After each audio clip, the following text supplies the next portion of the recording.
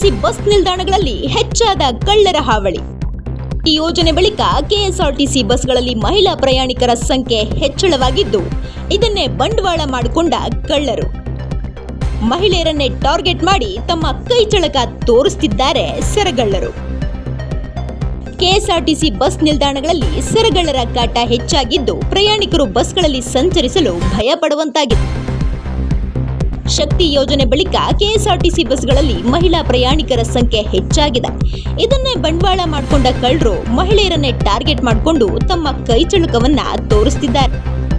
ಸದ್ಯ ಇಂದು Chikkaballapur KSRTC bus ನಿಲ್ದಾಣದಲ್ಲಿ ಪ್ರಯಾಣ ಮಾಡಲು ಬಂದ ಗೌರಿಬಿದನೂರು ಮಹಿಳೆ ನೂಕುನುಗ್ಗಲು ವೇಳೆ ಬಸ್ ಹತ್ತಿದ್ದು, ಇದೇ ವೇಳೆ ಕಳ್ಳರು ಕತ್ತಿನಲ್ಲಿರುವ ಚೈನ್ ಕದ್ದು ಪ್ರಯಾಣಿಕರಲ್ಲಿ ಆತಂಕ ಸೃಷ್ಟಿಸಿದ್ದಾರೆ.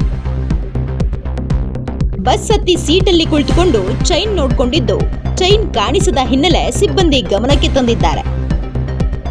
ಪೊಲೀಸರು ಪ್ರಕರಣ ದಾಖಲಿಸಿಕೊಂಡು ಸಿಸಿಟಿವಿ ಪರಿಶೀಲನೆ ನಡೆಸಿದ್ದು, ಕಳ್ಳರಿಗೆ ಬಲೆ ಬೀಸಿದ್ದಾರೆ.